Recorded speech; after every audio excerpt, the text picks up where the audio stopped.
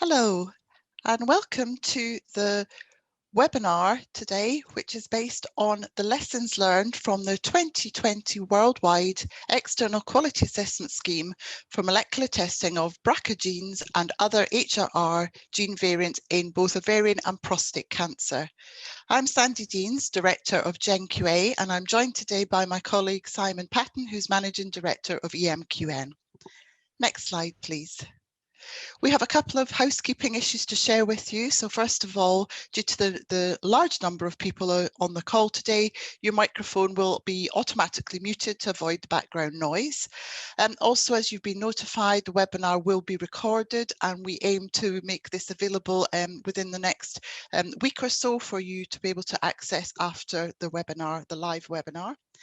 And also we have a great opportunity to be able to run a live question and answer session at the end of this webinar. So we do encourage you to submit your questions during the full presentation using the question and answer window. So thank you very much. Next slide, please. Also, to be able to make sure that we can continue to develop and deliver to meet your needs for your training and also of your colleagues, we do ask you to respond to the email that you will receive after the masterclass with a link to a short feedback survey. And it'll only take a couple of minutes of your time to complete the survey. And this feedback is incredibly important to us. So please do help us out. Next slide, please. So, as I mentioned, I'm joined today by my colleague Simon Patton, and we are both involved in the EQA providers delivering this AstraZeneca sponsored external quality assessment scheme. So we're going to move through different EQAs that are delivered, which is involving BRCA and also now extending to HRR other genes, as I say, in ovarian and prostate cancer. So next slide, please. These are our disclaimers. And next slide, please. So just to give you an overview of what we actually have provided in 2020 and why we are doing this. So in short, as I've mentioned, it's a collaboration by the two global EQA providers. And we're now providing 3 different external quality assessment schemes.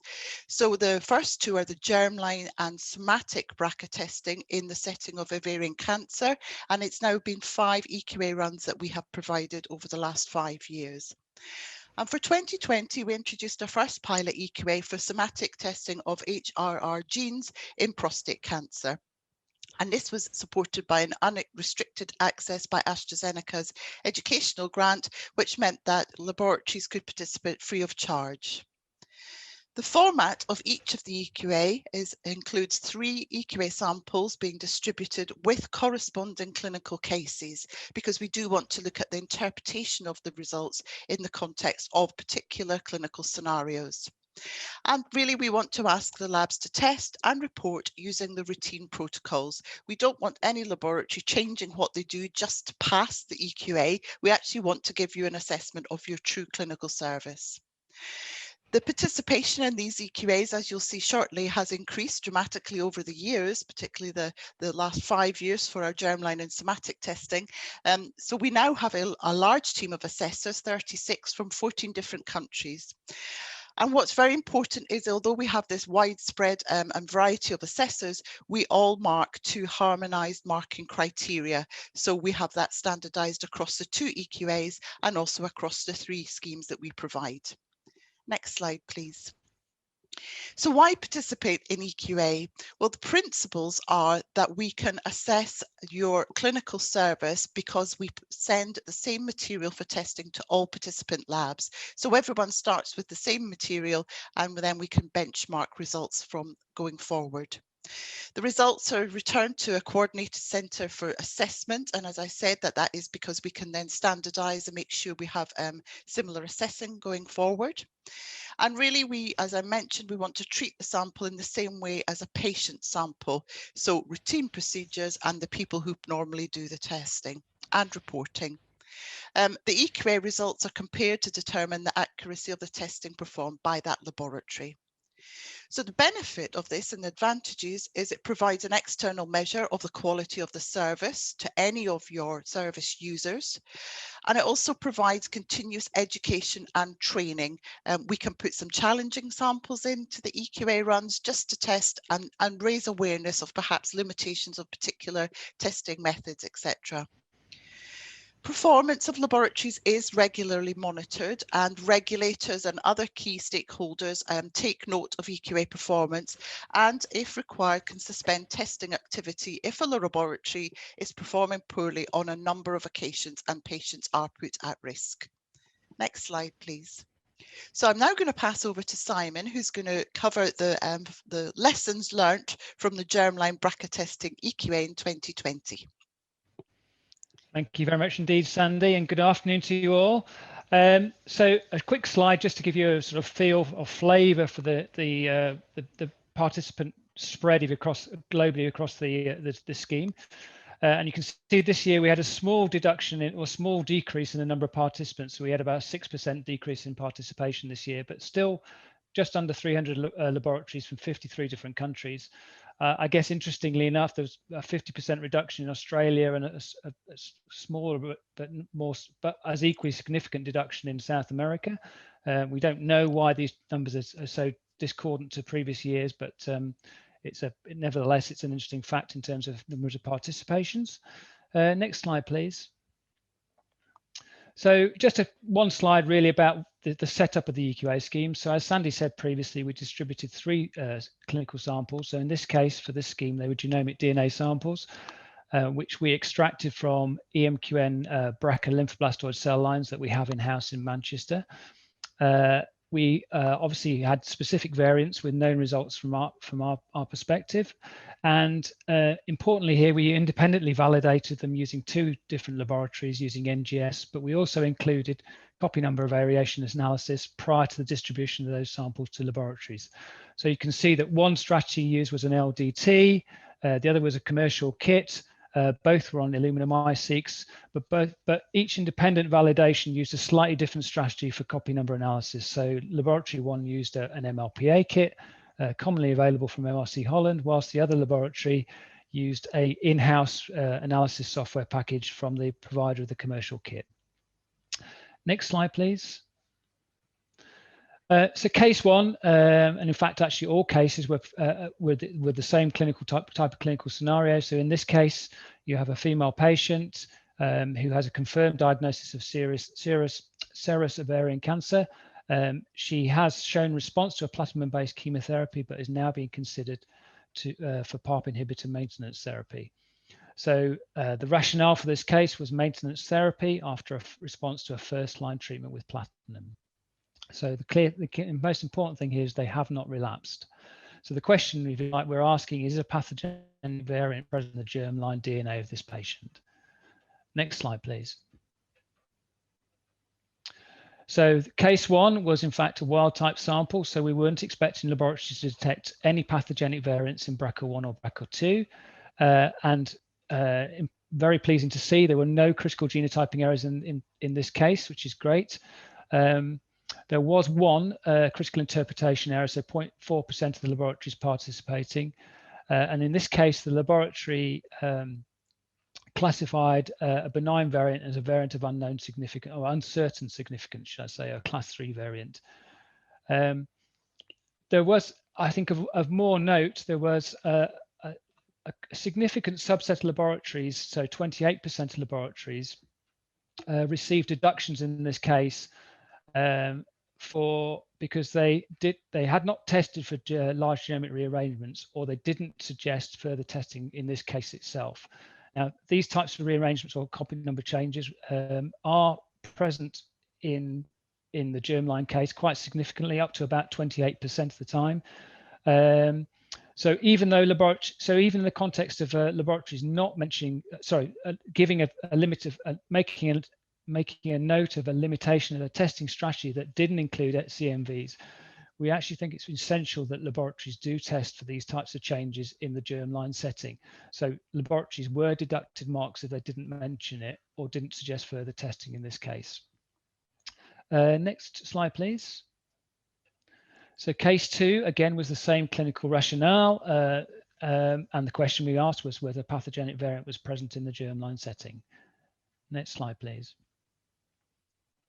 So in this case, we were in laboratories to find a heterozygous variant in BRCA1 and no pathogenic variant in BRCA2. There were 10 critical genotyping errors, so 3.9% of all the cases analysed. 9 of these were false negative results, and one of those was a false positive result, so the laboratory detected a BRCA2 variant instead of a BRCA1 variant. When it came to the interpretation, again, we had one critical interpretation error. So in this case, the variant was incorrectly positioned, so using a particular transcript, so transcript 2 of LRG292, and classified as benign.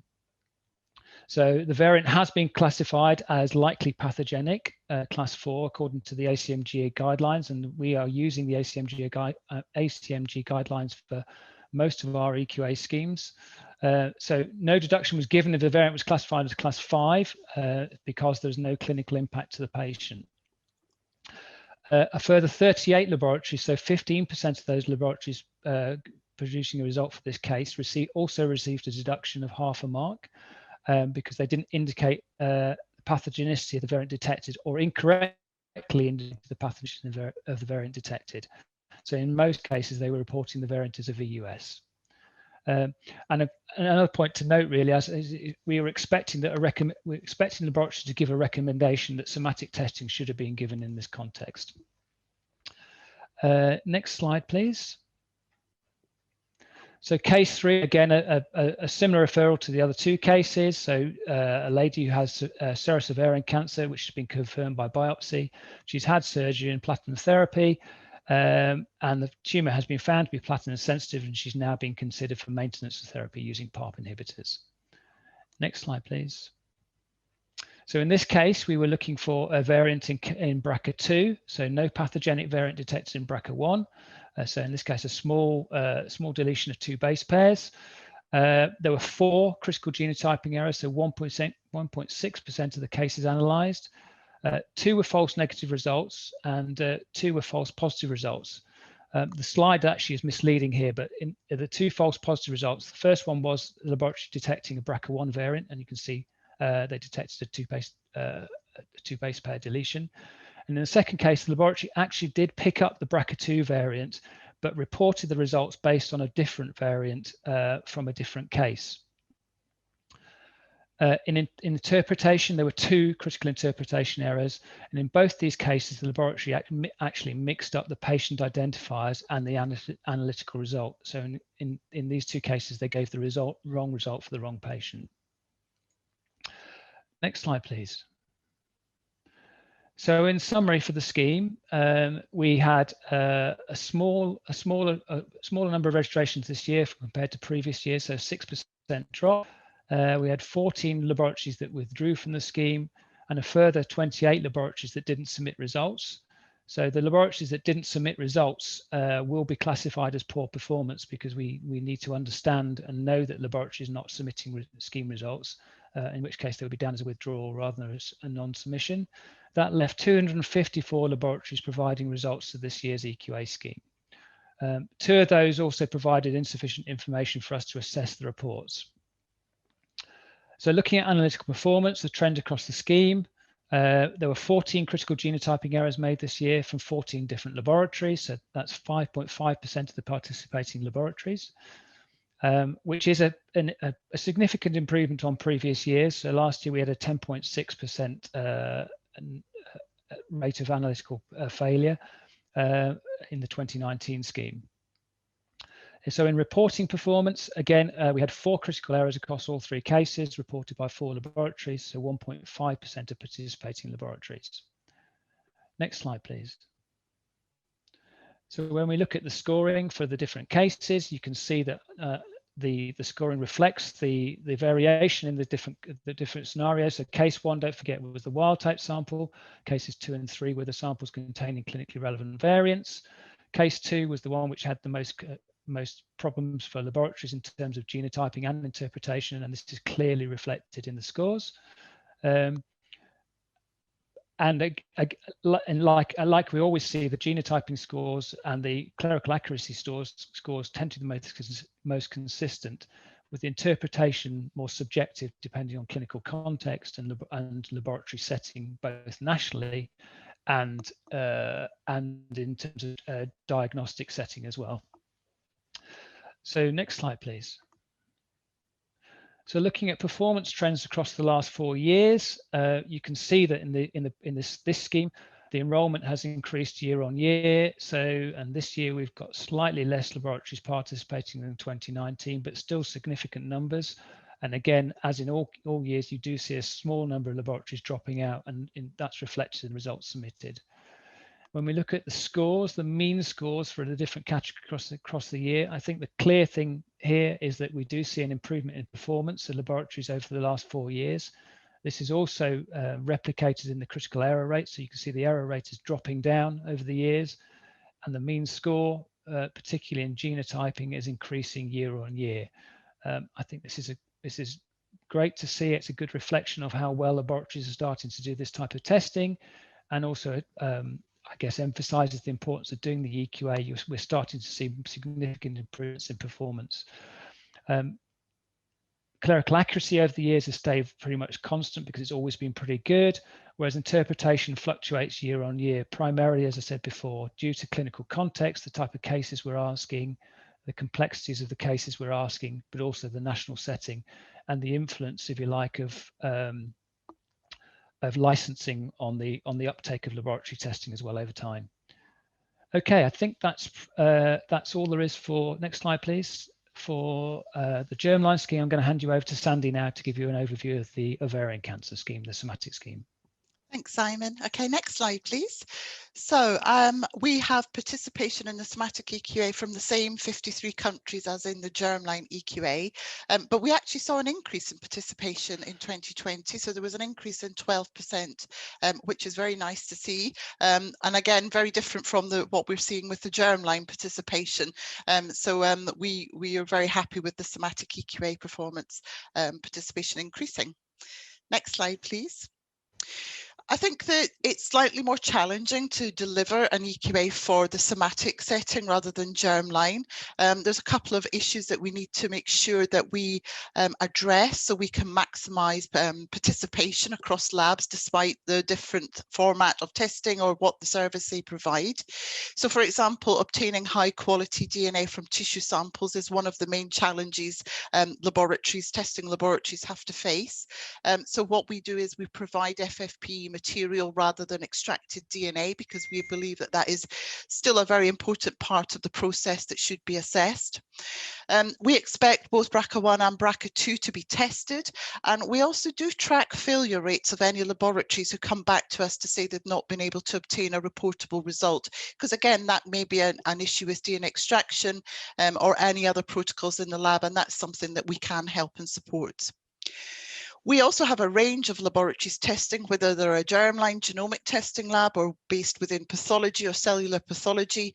And we do know that there's national approaches to testing strategies. So germline first versus somatic first. So that is why we split up the two schemes and have a germline and somatic testing focused EQAs. As I've mentioned previously, we standardise the marking criteria so we can promote education and learning, and we involve these as guidelines and recommendations evolve in the genomic setting as well. We know there's variable experience interpreting variants, so the pathogenicity and then the classification of clinical utility of variants. So we do try and provide a range of types of variants with a range of different classifications.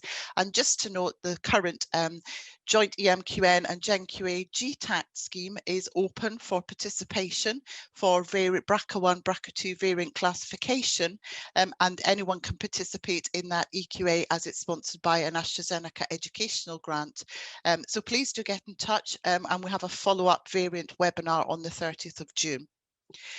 Also, something that is very key, and I'll touch upon this as we go through the EQA data, is understanding the importance of potential germline variants. So I'm not assuming that a variant that's detected is always going to be somatic, but also the chance that it could be germline and the subsequent implications of that result on family members. So we do include this in the marking criteria, and we always do discuss it in depth in the EQA summary report and the webinars as in today. So next slide, please. So again, we send out 3 different samples for the somatic testing EQA, which are commercially available and generated through the EMQN cell line bank.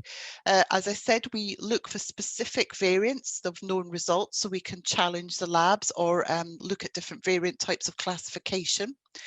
And post-sectioning, we validate samples independently, blinded and anonymized by NGS by 2 labs prior to distribution. So we're assured that we know what the genotype is of the samples before they go out to the testing labs. So here we can see 1 lab validated using the NGS panel and QIAGEN and the Illumina Next NGS platform, and the second lab used a laboratory developed test, again on the Illumina NextSeq. Next slide, please. So the first case that we supplied was the lady who had confirmed serious ovarian cancer, and she had responded to platinum-based therapy and was now being considered by a clinical team for PARP maintenance therapy. So she had not relapsed. So the question is there a pathogenic variant present in her tumour sample? So next slide, please. This tumour case had a BRCA1 pathogenic variant, manufactured to have a variant allelic frequency of 20%, and there was no pathogenic variants in BRCA2. We had 7 critical genotyping errors, so that approximates to 3% of participating labs. So with 5 of the 7 failed to report the presence of this pathogenic variant and reported another different one in either BRCA1 or BRCA2, and there was no consistency of the same variant being detected.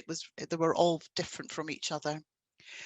We had the 6th lab reporting the variant, but also an additional BRCA2 variant that was not reported by any other testing lab. And we had 1 laboratory that you'll see through as we move through the 3 cases, had a potential sample swap between all 3 cases. This sample, as I mentioned, was an engineered cell line with an allelic frequency of 20%, and 20% of the laboratories were unable to detect it. And this was due, after some investigation, to be because of mispriming due to the actual engineering artifact present in the upstream intron of the specific deletion.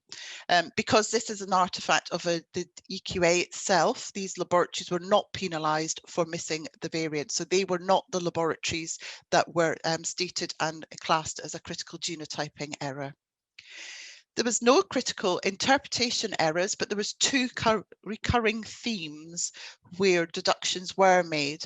One, that no referral to clinical genetics or any reference to the fact that this BRCA1 variant may be germline, and also just purely assuming that this was a somatic mutation. So next slide, please. Case 2, very similar to scenario for case 1. And again, we were looking for testing of the tumour sample for pathogenic variants. Next slide, please. This case was a wild type case with no pathogenic variants detected in either of the genes tested. We had 3 critical genotyping errors, that's 1% of labs, whereby they all had a different reason for errors. 1 incorrectly reported of a pathogenic variant of BRCA1, a second similar but in BRCA2, and also the laboratory who had a potential sample swap between the 3 cases. Unlike case 1, we did have 2 critical genotype interpretation errors, but again, that's very low, less than 1% of participating labs. So 1 lab reported the BRCA1 variant, which was classed by ACMG guidelines as being benign. However, they reported it as being pathogenic. So this was deemed to be an interpretation error that was critical. The other laboratory provided contradictory interpretation, which could be misinterpreted by the clinician reading the report, and the assessment team and the EQA providers classed this as a critical interpretation error because it could cause patient harm. There were also two themes, or one major theme coming through the interpretation where deductions were made in this case, is the fact that there was no indication that tumour content was sufficient for testing. So it really could put in doubt to say, because no pathogenic variants were detected, was tumour DNA actually tested? So next slide, please. And finally, the third case for this EQA was very, very similar clinical case scenario, that she had maintenance therapy after response to first-line chemotherapy with platinum. So again, it was about being considered for PARP inhibitor maintenance therapy. So next slide, please. So this patient had a BRCA2 pathogenic variant in her tumour sample and no pathogenic variants in BRCA1. So out of the three cases, this one had the highest error rate, with 15 laboratories reporting a critical genotyping error. 7 of these reported false negative results, so did not detect the BRCA2 pathogenic variant. 2 reported additional pathogenic variants in BRCA2, and a further 2 reported additional pathogenic variants in BRCA1. So a very high rate of false positives being detected alongside the actual pathogenic variant that we knew was present. 3 laboratories failed to report the presence of the BRCA2 pathogenic variant and did report the presence of a different pathogenic variant. 2 laboratories reported the presence of the same variant, and another laboratory reported a variant in BRCA1 that was not reported by any laboratory. And again, we've got our laboratory with a potential sample swap across the 3 cases.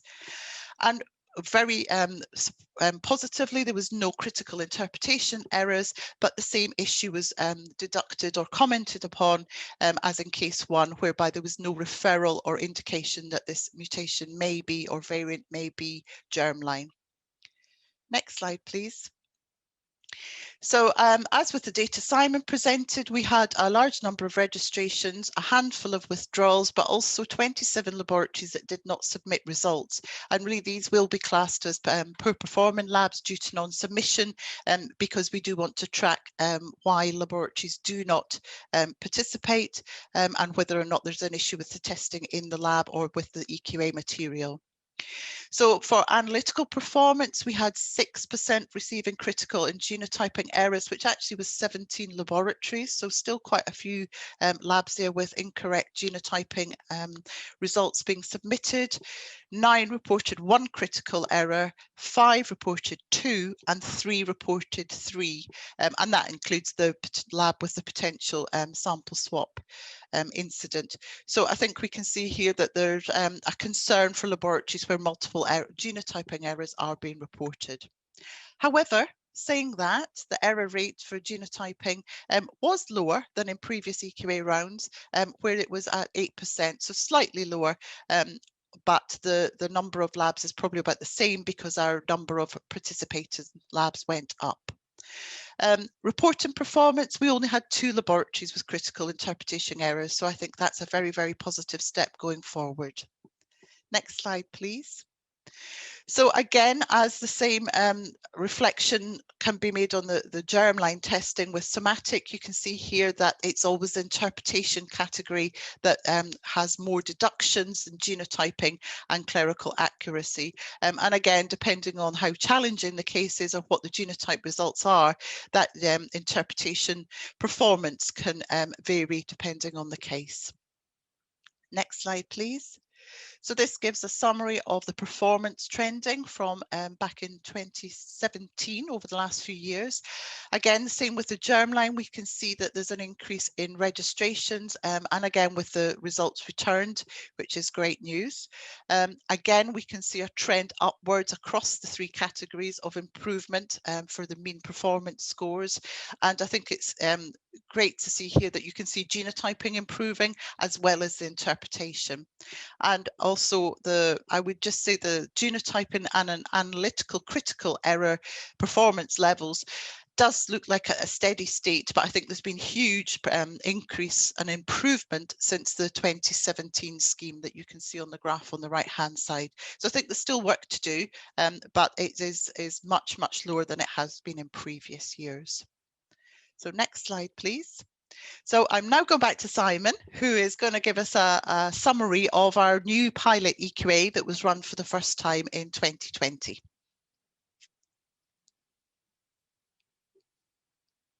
Simon, I don't think we can hear you at the moment.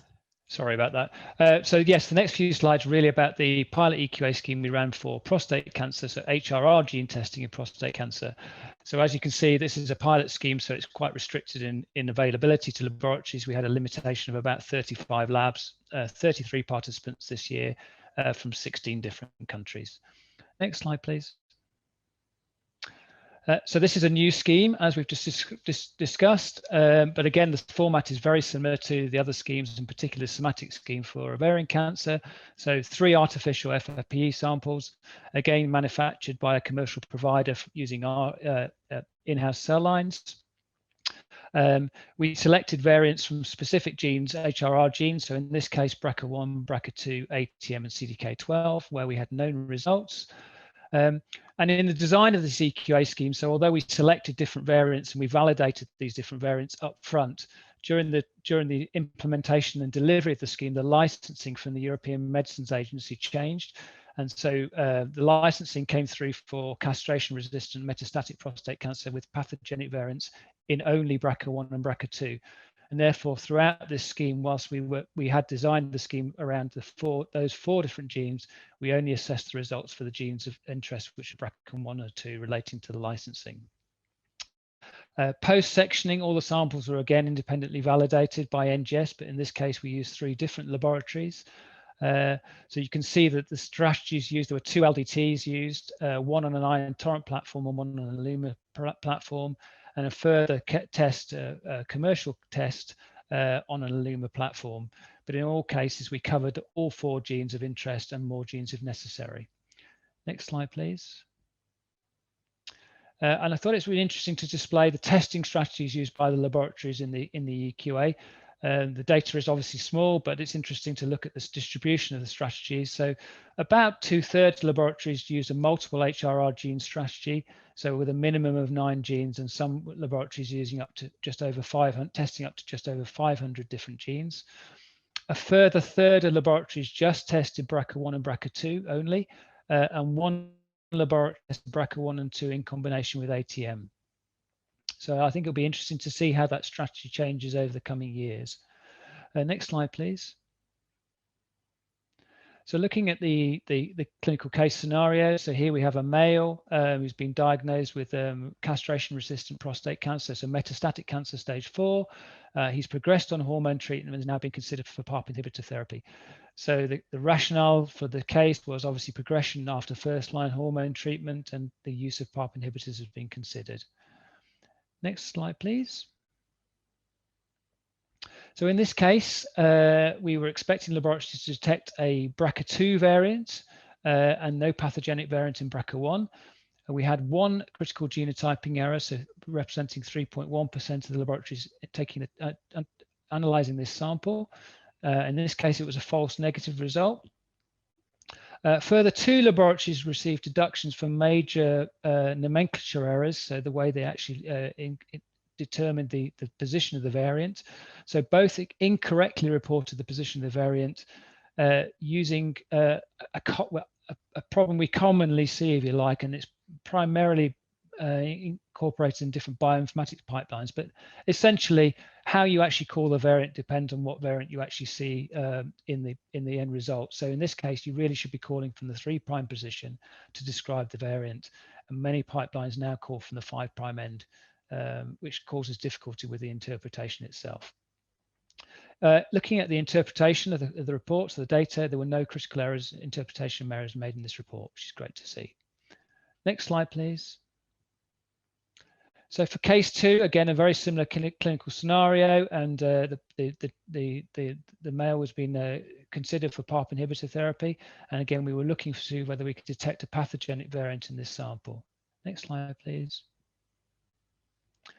So in this case, we were expecting the laboratories to report a BRCA1 variant and no pathogenic variant in BRCA2. And full marks all round in this case. It's not often we see this, but it's great to see. So there were no critical errors in both genotyping and interpretation. So well done to all the laboratories in this case. Case 3, please. Next slide, please.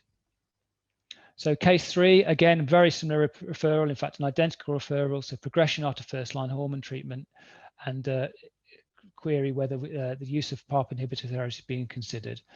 Next slide, please. So in this case, this was the wild type case, so we weren't expecting laboratories to detect any variants in BRCA1 or BRCA2. There were no critical genotyping errors and no critical interpretation errors. So again, great result all around for all the laboratories, good to see. There were a few errors that we did pick up though. So 2 laboratories failed to provide any interpretation with respect to PARP inhibitors and lost marks as a consequence. And some laboratories failed to state or to include the neoplastic cell contents of the sample of the tumour on their report, and were deducted marks for this case only. And in the context of a wild type sample, it's really important to make sure you include a statement on the number of neoplastic cells tested. So Sandi highlighted this problem in the ovarian cancer somatic scheme, and again, it's seen here in this context, in the context of prostate cancer testing as well. Next slide, please. So overall, looking at the scheme, so we had 33 registrations and 1 withdrawal. No laboratories not submitting results. So 32 labs were tested in the scheme. There was one critical genotyping error reported by 1 laboratory. So that represents 3.1% of all participating laboratories. And no issues detected, no critical errors detected for reporting performance. So all round, as a pilot scheme, it's great to see. I mean, as a general rule, we would expect to see considerably higher levels of poor performance in a pilot EQA scheme. So we take heart that the levels of performance from this scheme were pretty good for a pilot scheme. Okay, so next slide, please. And obviously this is reflected in the scoring. So you can see across all 3 cases that all the interpretation the genotyping was consistently high, and likewise clerical accuracy. In case 3, the deduction and interpretation reflects those points I made previously in the slide, relating just to the finer details, if you like, of how to report these types of results. Next slide, please. So we're going to move on now to some shared learning from all 3 schemes. So I'm going to hand over to Sandi for this section of the presentation. Thank you, Simon. Just to say that please do submit your questions on the Q&A chat so we can have a lively discussion after these slides. That would be very welcome. Thank you. So Simon and I thought it would be better to put together all the sort of findings and the lessons learned from the 3 EQAs provided last year. So we're just going to run through some of these because there are very common themes across the board. So many positives, and I think we've seen as we've reviewed presentations over the years that this is very much a positive thing, and we're very pleased to say that there is a very demonstrable improved standard of analytical or the genotyping accuracy of the labs performing the testing. We've also seen through many EQA runs now that there's a high degree of compliance using HGVS mutation variant nomenclature. And again, this is really helping to drive standardization, and also the use through databases and people knowing that they are looking at the same variants, that because everyone is using the correct nomenclature. We also see an improvement in the use of reference sequences, so we don't have multiple reference sequences per gene, and moving over to the LRGs, whereby we have a standardized fixed reference sequence that everyone can use. And again, this is really helpful to help standardizing data collections, and also families as they maybe move across different testing networks, that everyone knows we're speaking the same language in the variant field.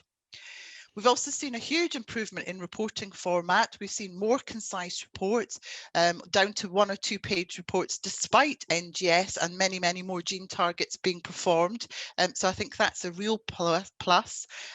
And fewer overly long, complicated multi-page reports. I think over the years we've seen sort of 10, 12-page reports, which is really difficult to find the actual true result and what that interpretation is. So I would say there's huge positives here, and a well done to all the testing labs. I think there's huge improvement. So next slide, please. However, we've still got some work to do. One, variant classification. Many labs are still using ClinVar as the only single source of evidence.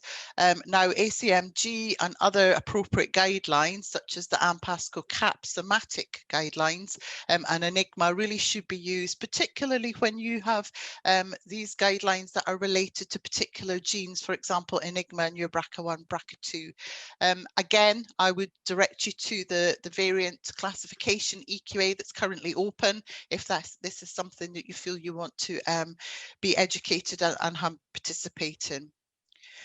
We have still too many labs reporting the presence of non-pathogenic variants, so that's particularly class 1 and 2. And we do know that there's some national protocols in place whereby class 3 variants are not reported as well. And the reason behind this is they could be misinterpreted and cause confusion to the clinician reading the report by inferring that a pathogenic variant has been detected. And we have seen over the EQAs long lists of variants being included in the report, and it's not always clear which ones are pathogenic and which ones have been classified as benign. We also see labs reports do not answer the clinical questions stated. Many don't include a statement about the patient's likelihood of benefiting for PARP inhibitor therapy in the interpretation, but we are very aware that this is dependent on country-specific practices, local policies, and how your testing pathway is set up, whether you're linked to a clinical team who provide the interpretation, or you have been specifically asked not to put any interpretation on the report.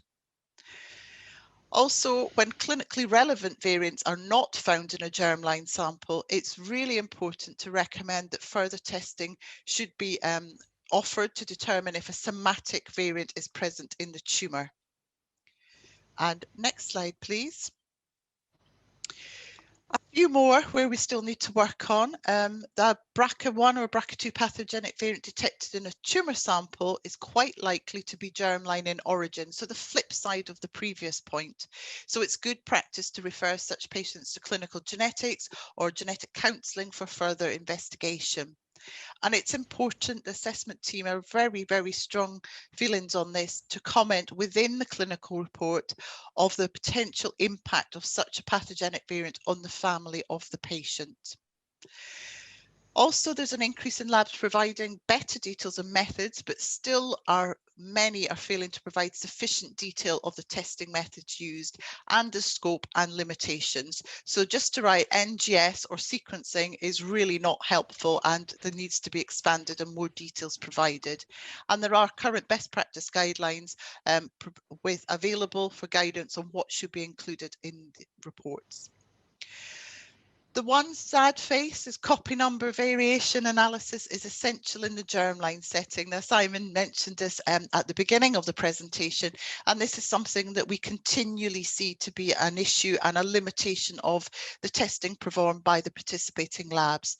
Now, large genomic rearrangements account between 4 and 28% of inherited BRCA1 and BRCA2 variants. So we are talking about a large number of patients. Deductions have been made to labs that didn't include CMV testing as part of their test in this setting. And that is a change from previous years. We have commented, and now this has evolved into deductions being applied. So next slide, please. So I think it just remains for me to say a huge thank you to all the participating laboratories, and also AstraZeneca for supporting through an educational grant for providing these EQAs. And I really want to say a big thank you for you to attend today. And we're now going to move into the question and answer session. So Simon, I'm going to come over to you to see what has been submitted. Thank you, Sandi. just again, I'd like to back up Sandy's comments actually just before we move on to the Q&A to thank you guys for your participation. It really does make these activities worthwhile. We see the benefits of doing it. So thank you for all the participants, but thank you for dialing into this Q&A as well. So going on to the questions, we've got a number of questions coming in, Sandi. I'm gonna bat one over to you as a starter for 10, if that's okay. So obviously over the years we've been running a number of different EQA schemes. So we've got a germline and 2 somatic different schemes. Are you able to say anything about what we might be doing in future to rationalise the amount of EQA scheme testing laboratories might be doing, or developments? Yeah, I think it's something that we're always aware of. It's finding that fine balance between delivering enough EQA for the labs to be confident of their level of testing, to comply with their accreditation or certification processes that might be in place in their country, but also minimising the workload. We don't want to get in the way of clinical service just for EQA purposes. So I think there's something to be said about reviewing the splitting of the ovarian schemes from the prostate testing, and also the pancreatic cancers that we've included this year as well, and looking at maybe more of patient pathways and flows of testing in the labs, particularly as we're moving to larger NGS gene panels, whereby really the test is the same regardless of which tumour type. So it's definitely something that we will be scoping out and would potentially move to. Would you agree with that, Simon, from your point of view? Totally agree, Sandi. I think we're very conscious all the time when we're designing these activities to try and make sure that they fit in with the laboratory processes, but also meet the clinical need.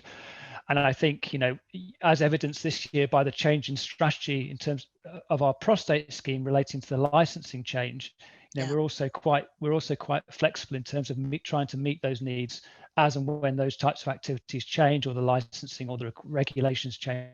So I totally agree. I think we're very cognizant of the amount of work it takes for a laboratory to participate in these activities, and the work on top of their routine workload. So yes, totally agree. Okay. Quite a few questions coming in about copy number variant analysis. So one here is CMV analysis necessary also in somatic BRCA1 and 2 testing? Do you want me to answer that one, Simon? I'm happy to do it if you want. Yeah, I'm happy to do it. So I mean, yes. So the short answer is yes, we think it probably should be, but the long answer is it's clearly very difficult to do, primarily limited by the type of tissues that you're working on, and the complexities of getting sufficiently good quality DNA to be able to undertake these more complex analyses on copy number variants. So yes, we do think it should be included, but B, we are very aware of the complexities and difficulties for laboratories to do so. And I think looking at some of our other EQA schemes, and we run an EQA scheme together on somatic testing just as a technical activity, we know that it's difficult and challenging in the somatic context. Sandi, would you have anything to add to that at all? Oh, I totally agree. And it comes on to one of the other questions that's been submitted is, in your opinion, which is the preferred method to detect CNVs in, well, germline, and also I guess it means somatic as well. And I know there's been a lot of work in different laboratories about optimizing tissue handling FFP processes. So they are more genomic friendly, and you get better quality DNA, which will help detect copy number variants by NGS. And a lot of work also been ongoing, putting SNP backbones into platforms and assays, and also bioinformatics pipelines to be able to make that copy number variant detection more robust and reliable. I think MLPA is one of the techniques that, as you say, it comes a real challenge when you're looking at somatic variants in FFP tissue in particular. Yeah. Okay. We've got a question here, Sandi, which I'm going to bat over to you, but which is relating really to our recommendations for. So we've got in BRCA1 in the germline setting. We're recommending that the laboratories. Just reading this complex case. Oh, that's right. So if do we recommend germline testing? Recommendation of germline testing when variant allele frequencies differ from expectations of a say, a germline context. So more than 50% or less than 50%. And I think this is probably driven by this year's EQA scheme sample, where we included a sample at 20%. Do you have anything to say on that at all? I would say caution. I wouldn't, as a clinical scientist myself, wouldn't assume a percentage. A lot of NGS panels and bioinformatics pipelines are not really quantitative. So I wouldn't take for granted that just something's coming up at the, say, 40% level, that it actually was germline or wasn't. And I would always err on the side of caution, whereby I would progress to a germline test to ensure the detection, because it has such dramatic implications for the rest of the family to get that result wrong. So that would be my response to that question. Yeah, I would wholeheartedly agree with that. I think, I mean, we deliberately for this year did challenge laboratories with that sample, because we know that we've not included a sample in that type of context before. And it was both challenging for the laboratories, as you can see by the number of errors, but also challenging for us because of factors beyond our control initially, which is unfortunate. But yeah, it was a strategy we may or may not use in future, but I think it was worthwhile doing, and it shows the complexities of the analysis. And I think of the benefit of being in an EQA scheme, it's education, because you don't often come across sort of edge cases which can be a bit challenging, or maybe are not run of the mill and easy to interpret. So I think that's one of the benefits of EQA. Right, Simon, I've got one for you. Is there any correlation between false positive and false negative results and the choice of assay or sequencer? So error rates against the testing performed. Now be careful what you say, because we don't want to get sued by any commercial company. Again, a very interesting question, and the honest answer is we didn't detect any obvious associations between the type of assay used or the sequencer and the number of errors made. We clearly see this type of error in testing scenarios which are less complex. So, targeted testing for single genes, for example, and hotspot mutations. But in the context of a complex test like this, we didn't see any obvious errors, and it would be very, very difficult, I think, for us to drill down into the details without having to look at the specifics of exactly the bioinformatics pipelines used and the real nuts and bolts of the actual test used by different laboratories. It's easy to do those easy tests, but no, there was nothing obvious here. The only obvious correlation we saw related to the engineering artifact we saw in case 2, I think it was, of the somatic ovarian cancer scheme, where it was very clearly a problem associated with primer mispriming of the primers used in the assay. But in general, no, we haven't noticed anything obvious. Thanks, Simon. There's somebody's coming back to me saying around mentioning using Enigma and ACMG, etc., for classifications, and it was their understanding that we weren't supposed to be using Enigma as evidence in classifications, as they do not publish their evidence. So I say yes, a very, very good point. I think the key message was not to use a single source, but to definitely use as many sources as are available to generate your evidence, and then have that expert knowledge and professional judgment on what classification should be applied. I think we're lucky that we have Enigma, because it does have a vast amount of knowledge and resources there. But again, as you say, it is not, as we evolve and go forward, databases and evidence sources do need to be curated. They do need to have a high level of submission, and I think we have some in place currently that have not started on that basis. And I know with the ClinVar, etc., ClinGen, with the reviews and the star rating, that is driving up the standard for all of us. So I agree, you need to be aware of what evidence you're using, use multiple sources, and be aware of the limitations of the data that you could be using. Okay, I want to pick up here. So what kinds of genetic testing is recommended to test HRR genes, WES or gene panels? So I think the first thing to make very clear here is that it's not the purpose of the EQA scheme to determine what's the best approach to use for a particular test. We're here to assess the testing being used in the routine clinical setting, and clearly we can provide information. We can show you in our data the whether there's a consistent problem with testing technology, but we're not here to recommend, nor do we actually do it in any of our reports, what tests a laboratory should or shouldn't use.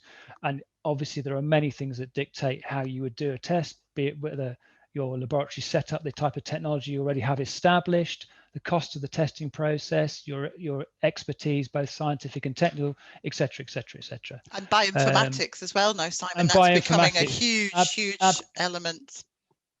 Absolutely. But I think it's primarily the role of best practice, I think, really to define this. And clearly there are no best practice guidelines in this area at the moment.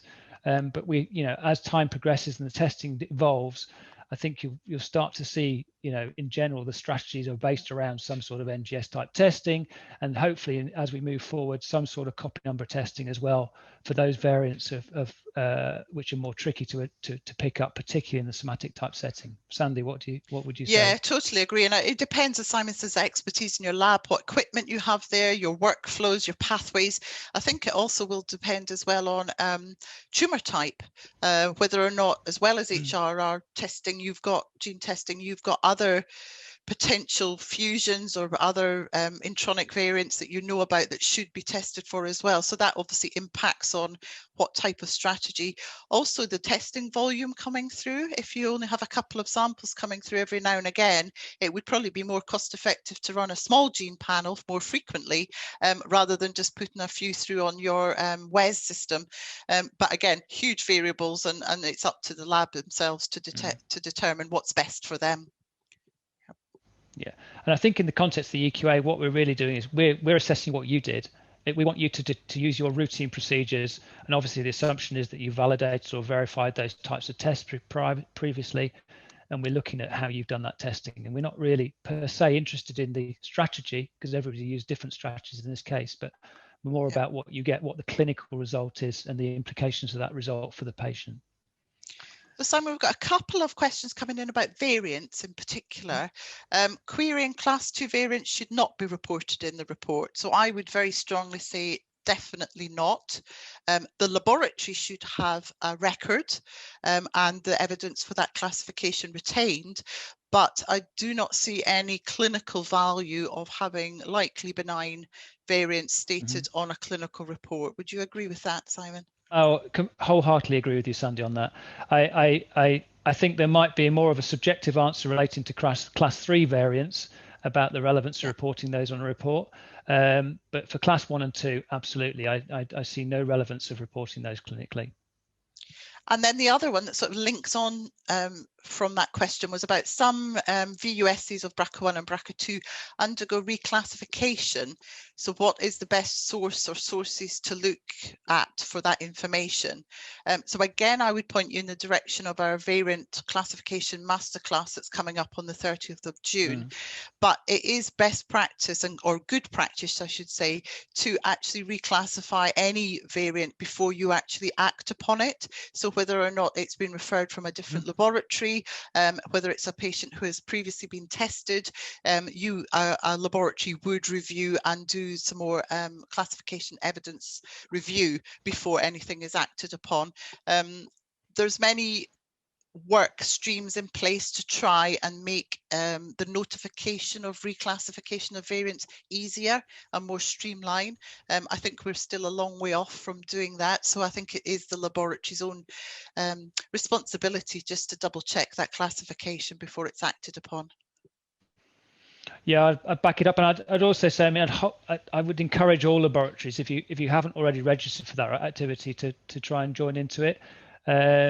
I think it's a really good way of trying to improve the competency of your laboratory staff in this type of process. And as we know, the variant classification is not easy, and it's complex. There are many different sources of information, and working through these worked examples that we use, and particularly in the master classes, is a really good way of improving your staff's ability to actually interpret these complex variants. Yeah, absolutely. I think I think we've probably covered most of those. The other questions coming through, Sandy. Yeah, there's one here about classifying. Why should we classify variants with ACMG and not somatic variant guidelines such as ASCO-AMP? I would say there's a different levels here of classifying variants, and I think people use it interchangeably, which can be quite confusing at times. So the ACMG is more focused on classifying the pathogenicity of the actual variant itself, whereas the somatic variant guidelines is more about clinical utility and putting it into the context of somatic testing. So I think we have to just be aware of not always one size fits all cases, so hence why a combination, and just be aware of what you're actually classifying is really important. Yeah, and again, I think participating in the other masterclasses will cover a lot of these contexts. So I think it would bring these types of these nuances out. And again, there's another question there about class 3 variants, which I think we just covered in a previous case about reporting class 1 and class 2 as well.